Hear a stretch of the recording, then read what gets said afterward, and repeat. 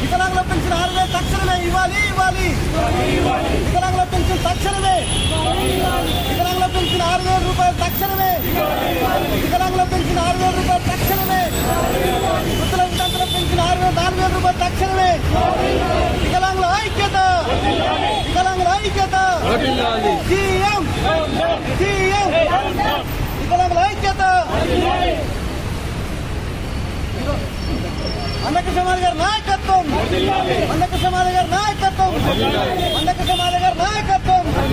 CM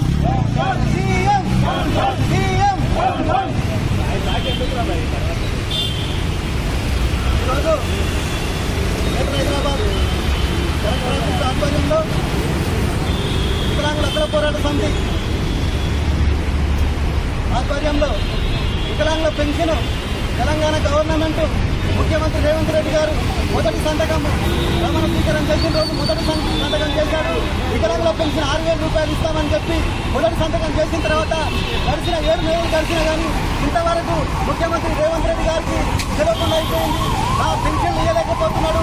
మమ్మల్ని వికలాంగులు అన్యాయం చేస్తుండు, మమ్మల్ని చిన్న చూపు చూస్తుందని తెలంగాణ గవర్నమెంట్ మరి ఘోరంగా మమ్మల్ని పట్టించుకోవడం లేదు.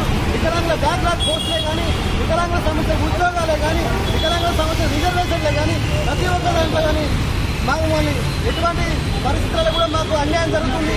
ప్రతి ఒక్క విషయంలో కూడా కేవలం తెలంగాణ గవర్నమెంట్ ముఖ్యమంత్రి ఉన్నాడా అంటే ఉన్నాడు, వాళ్ళ రాజకీయానికి స్వార్థానికి చేస్తున్నారు కానీ వికలాంగులు మాత్రం పట్టించుకోవట్లేదని ఈ సందర్భంగా తెలియజేస్తా ఉన్నాను. మరి అదేవిధంగా వికలాంగులకు పక్క రాష్ట్రంలో ఉన్న ఆంధ్రప్రదేశ్ రాష్ట్రంలో మరి 6,000 రూపాయలు ఇస్తాం వికలాంగులకు, వృద్ధుల వితంతులకు 4,000 రూపాయలు ఇస్తామన్న చంద్రబాబు నాయుడు మరి తక్షణమే 1వ తారీఖు రోజే మరి ఆయన మొదటి సంతకం పెట్టినప్పుడు వికలాంగుల 6,000 రూపాయలు పెన్షన్ మన అందరికీ ఇవ్వడం జరిగింది. మరి 7 నెలలు కలిసినా కానీ మరి రేవంత్ రెడ్డి గారికి పట్టదా అని చెప్పి నేను ఈ సందర్భంగా అడుగుతా ఉన్నాను. దున్నపోతు నీళ్లు వస్తే ఏ రకంగా అయిపోయిందో రేవంత్ రెడ్డి గారి ప్రభుత్వం కూడా ఆ రకంగా అయిపోయిందని వికలాంగుల చిన్నచూపు చూస్తుందని ఇది ఎక్కడ ధర్మం? ఏ రాజ్యాంగంలో రాసింది?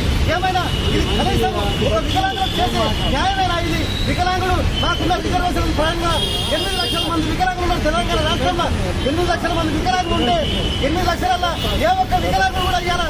ఎమ్మెల్యే లేడు, ఏ ఒక్క వికలాంగులు కూడా ఈ రోజు ఎంపీగా లేడు, ఏ ఒక్క వికలాంగులు కూడా ఈ రోజు స్థానిక సంస్థలలో ఓ చైర్మన్ కూడా లేడు.